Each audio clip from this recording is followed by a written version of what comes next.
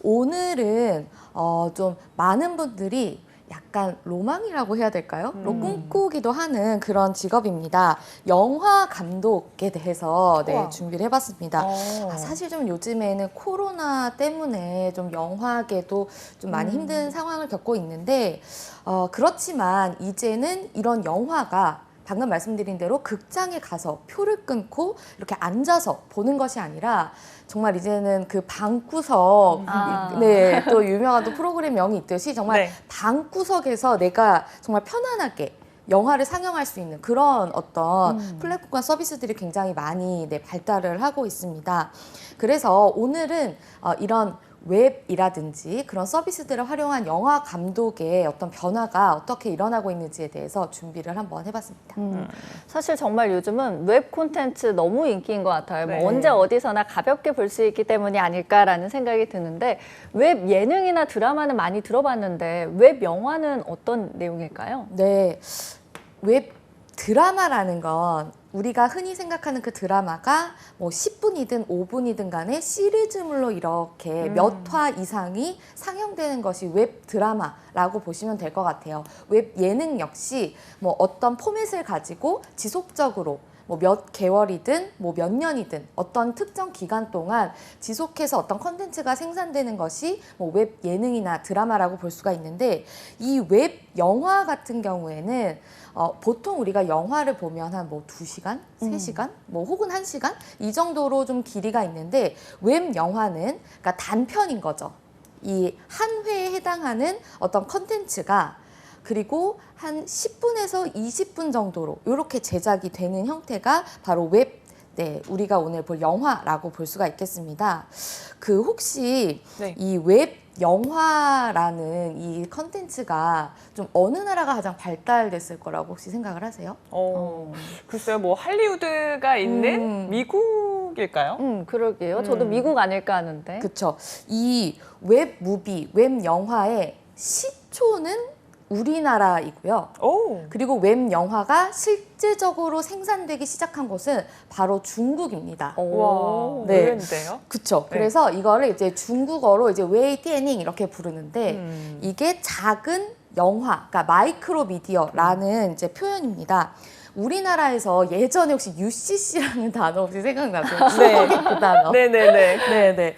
막 뭐 핸드폰으로 친구들끼리 찍어서 뭐 어딘가에 올리고 뭐 인기 투표 받고 이랬던 생각이 나는데 그 UCC라는 것을 중국에서 저런 걸 우리 한번 만들어 봐야겠다라고 착안을 하면서 웹 영화, 그러니까 웹 필름 혹은 뭐 웹 무비라고도 부르는데 이런 시장이 중국에서 굉장히 발달을 합니다. 근데 뭐 이제 중국 같은 경우에는 이게 발달할 수밖에 없는 게 어떤 한 이제 SNS 이 플랫폼이 정말 결제부터 뭐 연락하고 SNS 이런 모든 걸 총괄 하기 때문에 웹 시장이 굉장히 발달되기가 쉬운 구조라서 그런 것도 있는데요.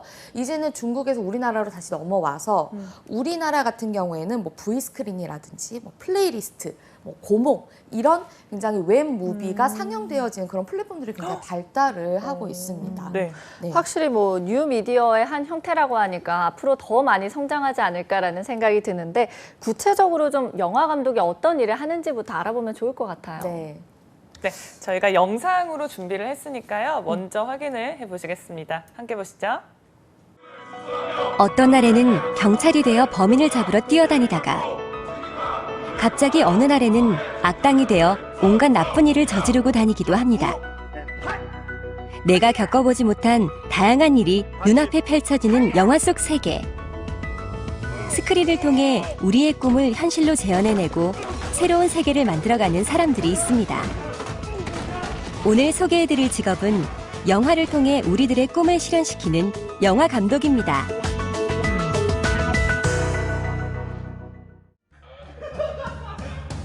배우들이 한창 연기에 몰입하고 있는 영화 촬영 현장.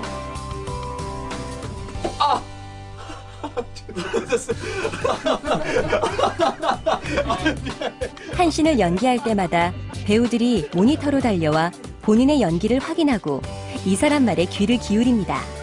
바로 오늘의 주인공, 영화 감독 김주환입니다. 그는 평범한 직장인에서 어느덧 500만 영화의 감독으로 변신한 남다른 열정을 가진 노력가입니다. 네, 안녕하세요. 청년경찰을 쓰고 연출한 김주환 감독입니다. 반갑습니다. 어렸을 때부터 영화를 굉장히 좋아했어요. 그래서 사실 공부는 정치 외교 쪽을 했는데 결국에는 제가 좋아하는 쪽으로 돌아오게 되더라고요. 일단 영화 감독은 영화라는 어떤 공정의 처음부터 끝까지 모두 책임지는 사람이고요. 그것이 의미하는 건 이제 이야기를 쓸 경우, 저 같은 경우 제가 이야기를 쓰는데 이야기의 초기 아이템, 즉 기획 단계부터 마지막에는 영화의 이제 홍보 단계까지 모든 것을 책임지는 한 영화에 가장 오랫동안 귀속되어 있는 어떤 인물이라고 생각합니다. 영화 감독은 본격적으로 영화를 제작하기에 앞서 충분한 준비 과정을 거쳐 제작 계획을 세웁니다. 계획에 따라 영화를 만들기 위해 여러 분야의 많은 사람들과 다양한 것을 조율합니다.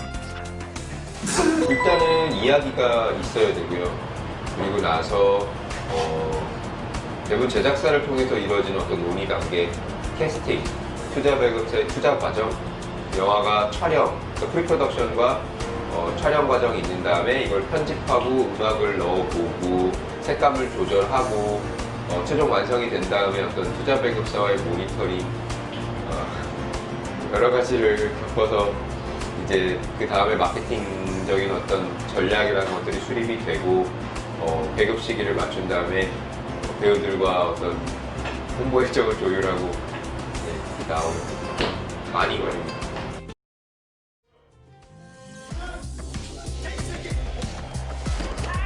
영화 속 캐릭터를 설정하는 것도 캐릭터에 맞는 배우를 섭외하는 것도 영화 감독의 중요한 일 중 하나입니다. 그리고 현장이 원활하게 운영될 수 있도록 책임자로서 잘 조율해야겠죠? 네, 촬영 단계에서 가장 중요한 건 연출자는 약간 마키아벨리적인 것들이 있어야 돼요. 그러니까 여우 같다가 사자 같다가 곰처럼 밀려나기도 하고 독수리처럼 굉장히 멀리 보기도 해야 되고 어떨 때는 검투사여야 되고 어떨 때는 정치인이어야 되고 근데 제일 중요한 건 뒷말이 없어야 돼요. 즉 그 현장에서 어떤 어려움이 있어도 그 현장을 나올 때는 내가 원하는 지점까지 도달했다라는 게 이제 감독이 해야 되는 일이거든요. 그러다 보니까 많은 책임감이 있는 역할이라고 생각해요. 원활히 촬영을 마치고 관객들에게 영화가 공개되는 순간만을 기다리며 영화 감독은 달려가겠죠? 관객들이 웃고 있을 때 네, 그러니까 우리가 배우들과 스태프들과 정말 고생을 많이 하면서 만든 작품이 나왔는데 그게 소통이 안 될 때는 사실 굉장히 마음이 아픈 것 같아요. 근데 많은 분들이 영화 보고 좋은 기운 얻어가시고 그리고 저희가 의도했던 이야기를 좋게 읽어주실 때 이제 모든 피로라던가 그동안 겪었던 어떤 힘들었던 일들이 다 잊혀지는 것 같습니다. 자신의 꿈을 향해 직업까지 바꿔가며 열정을 다하고 끊임없는 노력으로 사랑받는 영화 감독이 된 김주환 감독. 그런 그가 영화를 통해 관객에게 하고 싶었던 이야기는 뭘까요? 청년경찰을 통해서 사실 던지고 싶었던 메시지는 이제 사실 제가 이 인터뷰를 하는 거가 똑같은 이유인 것 같아요. 그러니까 젊은이들이 열정을 갖고 뛰었으면 좋겠고 일단 영화 감독이 되는 길이 굉장히 어렵지만 그렇다고 그 앞에 있는 많은 장애물들과 난관들에 대해서 생각하지 말고 영화를 사랑하고 영화를 통해서 얻은 게 있고 내가 그 영화를 내가 만든 영화를 통해서 누군가에게 좋은 걸 전달하고 싶다면 일단 한번 시도를 해봐라. 그리고 그 시발점은 굉장히 간단해요. 이야기를 한번 써봐라. 그리고 만약에 영화 감독이 안 되더라도요. 이걸 통해서 얻는 어떤 레슨들 그리고 삶에 대한 어떤 시선들은 언젠가 도움이 될 거예요. 어떤 직업을 갖든 간에. 그래서 도전을 하고 이거. 학생들이 동그랗게 둘러앉아 무슨 수업을 하고 있는 걸까요? 집중한 모습으로 영화의 시나리오를 분석하고 현장의 이야기에 대해 설명을 듣고 있습니다. 자전거 도둑에서 영화는 그냥 실제 거기서 그냥 영화과 학생들은 제가 또 영화 제작 실습 또 때로는 영화 시나리오 또 때로는 연기과는 즉흥 연기 또 기초 연기 원투 좀 다양하게 좀 가르치고 있습니다. 이 촬영 계획도 여러분들은 실제 영화 현장에서 일어나는 여러 일을 듣고 배우며 영화 감독의 꿈을 키워가는데요. 영화 감독을 지망한다고 해서 연출만 배우는 것이 아니라 연기와 같은 뼈대를 이루는 것들도 종합적으로 배우며 성장합니다. 그래서 전체 한마디로 이성적인 사람들이지. 동경이 대사 생각하는 순간, 의식이 개입되는 순간 여러분들의 연기는 이미 어떤 연기야? 죽어 있는 연기가 되는 거야. 제 이야기를 좀 같이 공유를 할 수 있는 게 좀 기회가 많이 있을 것 같아가지고 그런 게 좀 많이 간절했던 것 같습니다. 간절했었습니다, 저는. 장르를 가리지 않고 책이나 뭐 만화나 뭐 뮤지컬이나 연극 그런 것도 다 두루두루 섭렵해야지 더 생각할 수 있는 범위가 넓어질 수 있다는 걸 깨달았습니다.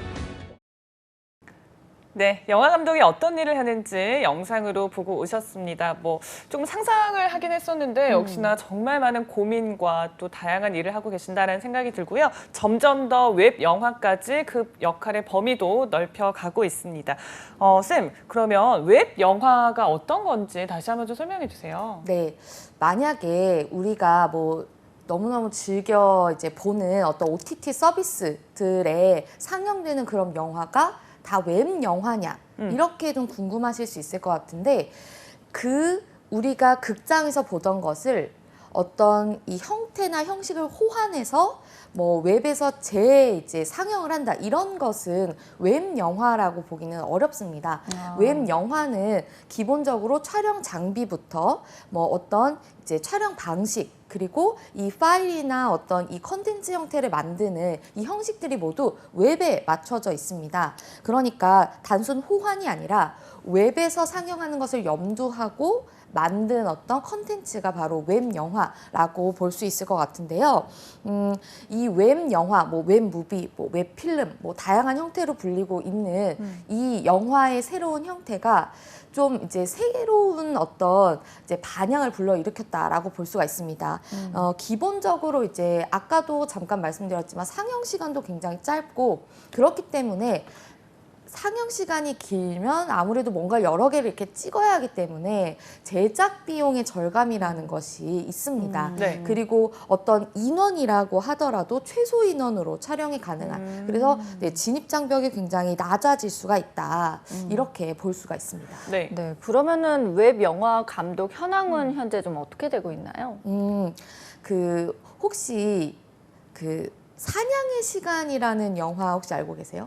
사냥의 아니요, 시간? 저는 처음 들어봤는데 고전 영화 아니죠? 아니에요. 네, 굉장히 요즘에 핫한 네. 네, 영화 배우들, 뭐 이재훈 씨라든지 네, 이런 분들이 이제 네 분이서 이제 출연한 굉장히 핫할 뻔했던 네, 영화입니다. 네. 그러니까 핫할 뻔했던이라고 제가 이제 말씀을 드린 이유를 좀 몇 가지 말씀드리고 싶은데, 이 영화가 원래 극장 상영을 앞두고 원래는 극장 개봉용 영화였어요. 그런데 좀 코로나가 워낙 그때가 가장 이제 정말 2단계 이렇게 막 시작되고 굉장히 좀 어두웠었던 시기였기 때문에 그때 당시에는 정말 극장에서 그 어떤 영화도 상영하기가 어려웠을 정도로 힘들었던 시기라서 이 영화가 극장 상영을 아예 안 하고 웹 영화로 호환을 해서 웹 상영만을 이제 단독으로 하는 그런 형태로 이제 개봉을 했습니다. 그래서 굉장히 얘기가 길었는데 결국엔 넷플릭스 상영했다. 네. 이 이야기인데요. 좀 사실 이 영화가 뭐 설레이기도 하고 뭐 설레가 아니라고 볼 수도 있는데, 좋은 어떤 일단 극장 상영을 했다면 이게 표수로 이제 어떤 이제 수익 뭐 구조가 생겨나기 때문에 사실 표를 많이 얻기가 어려웠을 거예요. 그 영화가 재미가 있다 없다를 떠나서 극장에 가기 어려웠기 때문에. 그렇죠. 그랬는데 이제 넷플릭스 같은 이런 OTT 서비스들은 선 결제를 합니다. 해당 컨텐츠에 대해서. 그리고 뭐 나중에 뭐 너무나 많은 조회수를 기록하면 뭐 인센티브나 뭐 이런 식으로 추가적인 어떤 입금이 될지 모르겠으나, 일단 이 컨텐츠를 구입한 후 넷플릭스가 활용한다라는 것이 어떤 계약 조건의 시작점이기 때문에 정확한 액수는 나오지 않았습니다만 전문가들이 예측하기로 한 150억 정도의 컨텐츠를 판매하지 않았을까라고 이제 얘기가 나오는데, 이 영화의 제작비가 약 100에서 120억 가량이 됐다고 하니까 그래도 손익 구조를 넘은 거죠. 그러네요. 네, 그 당시에는 쉽지 않은 상황이었죠. 저는 들으면서 궁금한 게 그러면 일단은 영화관에서 상영을 하려고 찍었어도 이게 이제 송출이 결과적으로는 웹으로 된다면은 웹영화가 되는 걸까요? 이 영화는 반 웹영화라고 볼 수가 있는데 보통 우리가 흔히 그런 OTT 서비스에서 예전에 봤던 영화를 다시 보기를 한다라면 그건 일단 첫 번째 상영이, 그러니까 그 영화를 맨 처음 볼 수 있는 사람은 극장에 가야지만 볼 수 있는 그쵸. 그런 형태이기 때문에 이걸 웹영화라고 보기는 어렵고, 이 제가 예로 들었던 사냥의 시간이라는 영화는 웹용으로 제작된 것은 아니다. 극장 상영을 아예 뭐 포기라는 표현은 좀 약간 어폐가 있을 수 있습니다만 어려워져서 극장 상영을 하지 않은 채 네. 이 OTT 서비스를 통해 첫 상영이 가능하도록 만든 이건 이제 반 웹영화라고 볼 수가 있을 것 같아요.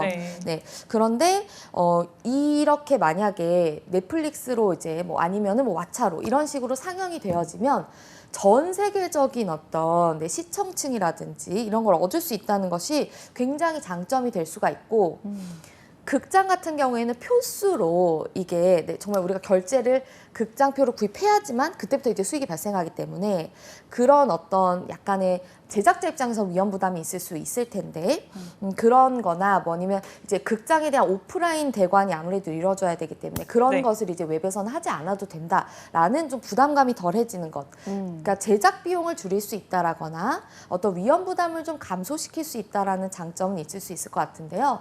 근데 이제 사냥의 시간이 좀 기대가 많이 되었던 영화인데 좀 생각보다 반응이 좋지 않아서 네. 이 영화가 굉장히 좀 사람들에게 호평을 받았다면 좀 좋았을 텐데 그런 점은 좀 아쉽습니다만 어떤 뭐 첫 사례 중에 하나라고 볼 수는 있을 것 같습니다.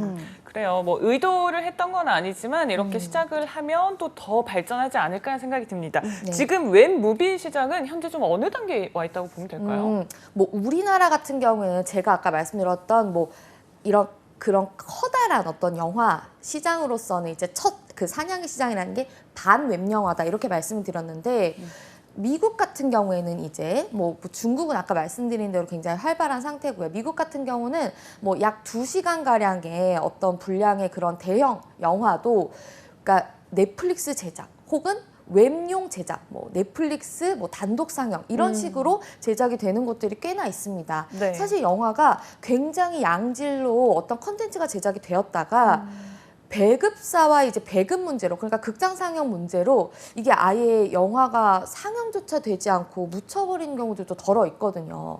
그러니까 어떤 영화관에서 단독 상영을 할 것이냐, 뭐 우리나라의 어떤 빅3에 뭐 모두 상영을 할 것이냐 이런 어떤 계약적인 문제들 때문에 그런 경우들이 있는데 이런 것들은 그런 부담감을 감소시킬 수 있다는 장점이 굉장히 있을 것 같고요. 그럼 우리나라의 웹영화는 어디까지 발전을 했는가?